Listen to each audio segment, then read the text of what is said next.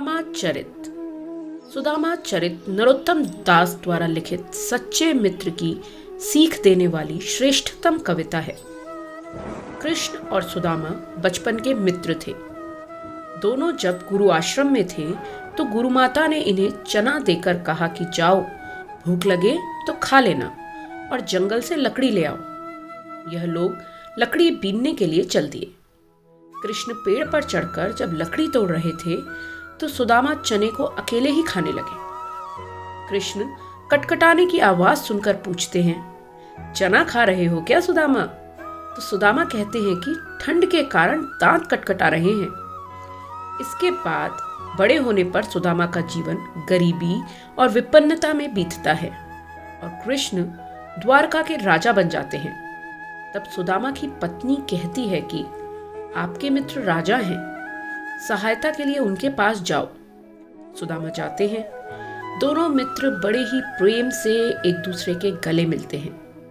कृष्ण पूछते हैं कि भाभी ने हमें खाने के लिए कुछ दिया है क्या? तब सुदामा कांख में चावल की पोटली को दबाने लगते हैं। उसके बाद भगवान कृष्ण उस पोटली को खींचकर खा जाते हैं। इस तरह मान सम्मान पाने के बाद जब सुदामा अपने गांव पहुंचते हैं तो देखते हैं गांव पूरी तरह भव्य नगर में बदल गया है। सबकी झोपड़ियां सुंदर महल में तब्दील हो गई हैं। इस तरह से कृष्ण अपने मित्र की गरीबी दूर करके मित्रता के सच्चे कर्तव्य को निभाते हैं। आप जब नरोत्तम दास द्वारा लिखित इस कविता को, इन पद्यों को पढ़ेंगे और समझेंगे तो आप पाएंगे कि हम सभी के जीवन में एक कृष्ण होते हैं जो समय आने पर हमारी मदद करने के लिए आगे आते हैं। किसी न किसी स्तर पर हम सब सुदामा भी होते हैं और किसी न किसी स्तर पर हम किसी दूसरे के कृष्ण भी होते हैं। तो आइए सुनिए सुदामा चरित। सीस पगाना झगातन में प्रभु, जाने को आही बसे के ही ग्रामा। धोती फटी सी लटी दुपट्टी, अरुपाया उपाना को नहीं सामा। द्वार खड़ो द्विज दुर्बल एक, रयो चकिसो वसुधा अभिरामा। पूछत दीन दयाल को धाम, पूछत दीन दयाल को धाम, बतावत आपनो नाम सुदामा। प्रस्तुत पद्यांश में नरोत्तम दास जी ने लिखा है कि सुदामा अपनी पत्नी के ताने उल्हाने सुनकर श्री कृष्ण से मिलने के लिए तैयार हो जाते हैं और द्वारका के लिए रवाना हो जाते हैं। द्वारका पहुंचकर वह श्री कृष्ण के भवन की तलाश में लगे हुए हैं। सुदामा चरित को आप जब पढ़ते हैं तो आपके सामने चित्र आने लगते हैं।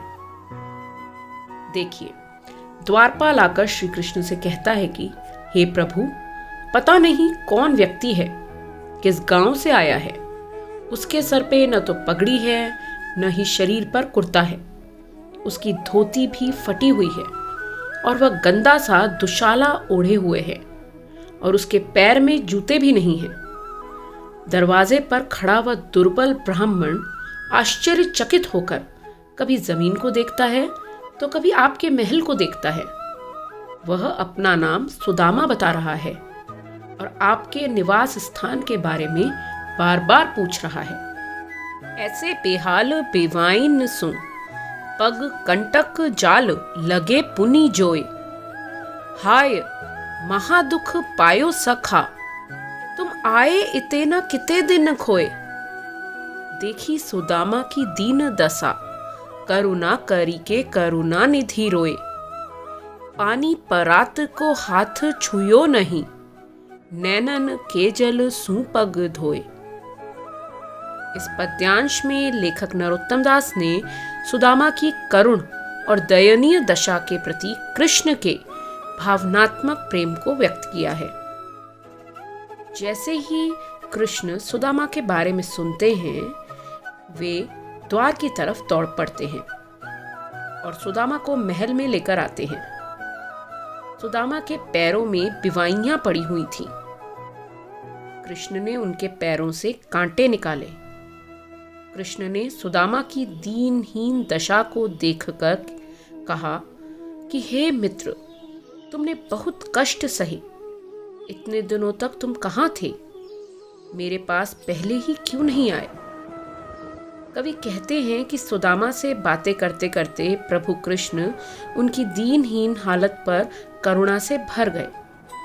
वे सुदामा की दयनीय स्थिति देखकर इतने व्याकुल थे कि सुदामा के पैर धोने के लिए लाए गए परात के पानी को उन्होंने छुआ तक नहीं।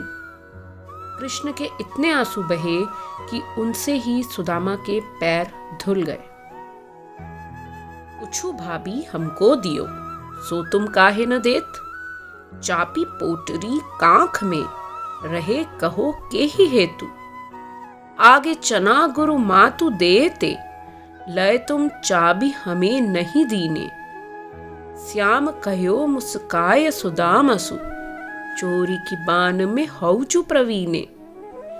पोटरी कांख में चापी रहे तुम, खोलत नाही सुधारस भीने। पाछिली बानी अजो न तजो तुम, तैसई भाभी के तंदुल कीन्हे। सुदामा चरित के इस पद में कवि नरोत्तम दास ने कृष्ण और सुदामा के बचपन की मित्रता का जिक्र किया है। कृष्ण ने सुदामा की बगल में दबी पोटली को देखकर पूछा कि भाभी ने जो भेंट दी है वह क्यों नहीं दे रहे हो? कृष्ण सुदामा से कहते हैं कि जब हम दोनों गुरु के आश्रम में पढ़ते थे तब गुरु माता चने खाने को देती थी, तो वे चने तुम अकेले ही खा जाते थे, मुझे नहीं देते थे। मुस्कुराते हुए कृष्ण जी कहते हैं कि तुम चोरी की विद्या में पहले से ही चतुर हो। बचपन की आदत तुमने अभी भी नहीं छोड़ी है, इसलिए भाभी के द्वारा दिए हुए अमृत के समान चावल तुमने अपने बगल में दबा रखे हैं। तुम उसे खोल क्यों नहीं रहे हो? वह पुलकनी व उठी मिलनी, वह आदर की बात, वह पठवनी गोपाल की, कछु न जानी जात। घर घर कर ओढ़त फिरे, तनक दही के काज। कहाँ भयो जो अब भयो, हरि को राज समाज। हऊ आवत नाही हुतो, वाही पठयो ठेली। अब कही हो समुझाय के, बहुधन धरो सकेली। प्रस्तुत काव्यांश आपको यह बताता है कि किस तरीके से सुदामा कृष्ण के पास से खाली हाथ लौट जाते हैं और इस बात पर सुदामा को बहुत दुख होता है। इन पंक्तियों में सुदामा सोच रहे हैं कि जब वे कृष्ण के यहाँ पहुंचे थे तब तो उन्होंने बड़ी प्रसन्नता दिखाई थी। वे उठकर गले भी मिले थे और सुदामा को बहुत आदर भी दिया था, पर विदाई के अवसर पर इस तरह खाली हाथ भिजवाने की बात सुदामा को कुछ समझ नहीं आ रही थी। सुदामा कृष्ण के बचपन को याद कर कर सोचते हैं कि यह वही कृष्ण है जो थोड़ी सी चीजें मांगने के लिए घर घर हाथ फैलाया करता था। भला वह उन्हें क्या देगा? सुदामा तो पहले से ही माखन चोर कृष्ण को जानते थे, पर उनकी पत्नी ने ही जिद करके उन्हें यहाँ भेजा था। सुदामा बहुत नाराज थे और सोच रहे थे कि अब जाकर वे अपनी पत्नी से कहेंगे कि बहुत धन मिल गया है, अब इसे संभाल कर रखो। वे यहाँ आना नहीं चाहते थे। अब हालत यह थी कि जो चावल वे मांग कर लाए थे वह भी कृष्ण ने ले लिए थे। बदले में खाली हाथ वापसी हुई थी। वैसोई राज समाज बने, गज बाजी घने मन संभ्रभ छायो। कैथ्यो पर्यो कहू मार्ग भूली की, फेरी के मैं अब द्वारका आयो। भौन बिलो की बे कोमन लोचत, सोचत ही सब गांव मझायो। पूछत पांडे फेरे सब सुन, पर झोपड़ी को कहूं खोज न पायो। प्रस्तुत पंक्तियों में कवि नरोत्तम दास ने सुदामा के गांव पहुंचकर अपनी झोपड़ी को न खोज पाने का और सभी झोपड़ियों के महल में परिवर्तित हो जाने का सुंदर चित्रण किया है। सुदामा जब अपने गांव पहुंचते हैं तो द्वारका जैसा ही राजसी माहौल अपने गांव में भी पाते हैं। अपने घर के सामने हाथी घोड़े देखकर वे भ्रम में पड़ गए और सोचने लगे कि कहीं वे रास्ता भूलकर फिर से द्वारका तो नहीं पहुंच गए। वे अपने घर के स्थान पर ऊंचा भवन देखकर गांव वालों से पूछते फिर रहे हैं कि उनकी झोपड़ी की जगह यह भवन किसका है। पूरे नगर में घूमने के बाद भी सुदामा अपनी झोपड़ी कहीं न खोज पाए। कै वह टूटी सी छानी हती, कह कंचन के अब धाम सुहावत। कै पग में पन ही न हती, कहे लैगज राजहु ठाठे महावत। भूमि कठोर पे रात कटे, कहाँ कोमल सेज पे नींद न आवत। कैर जुर तो नहीं कोंदो सवा, पर भूखे प्रताप से दाख न भावत। सुदामा झोपड़ी की जगह सोने से बना महल देखकर आश्चर्यचकित रह गए। सुदामा के पैरों में कभी जूती तक नसीब न होती थी। अब उनकी सेवा में वहां महावत हाथी लिए हुए सदैव खड़े रहते थे। सुदामा गरीबी में जहां कठोर भूमि पर सोते थे, अब कोमल गद्दों पर भी उन्हें नींद नहीं आती। कभी कभी सुदामा अपना पेट भरने के लिए कंदमूल भी एकत्रित नहीं कर पाते थे। अब वह भिन्न भिन्न प्रकार के इतने भोजन खाते हैं कि उनसे अब अंगूर भी नहीं खाए जाते। यह सब प्रभु कृष्ण के प्रताप का प्रभाव है, अर्थात भगवान कृष्ण ने उनकी गरीबी दूर कर दी। हम इस बात को इस तरह भी समझ सकते हैं और कह सकते हैं कि कृष्ण सुदामा के न सिर्फ मित्र हैं, बल्कि उनकी कठिन परिस्थितियों में उनके साथी भी हैं। किस तरीके से सुदामा और कृष्ण अपनी मित्रता निभाते हैं।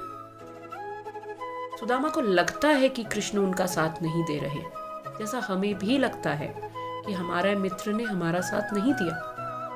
लेकिन हमें पता नहीं होता कि हमारे मित्र किन परिस्थितियों में, किन तरीकों से उस समय हमारा साथ देते हैं जब हमें इस बात का पक्का यकीन होता है कि कोई भी हमारा साथ नहीं देगा। आप मित्र बनिए। मित्र बनने के लिए सर्वाधिक मेहनत करनी पड़ती है। आप सभी कृष्ण सुदामा की इस कहानी को एक ईश्वर और एक भक्त के रूप में न पढ़कर दो मित्रों की भावनाओं को समझने के रूप में पढ़िए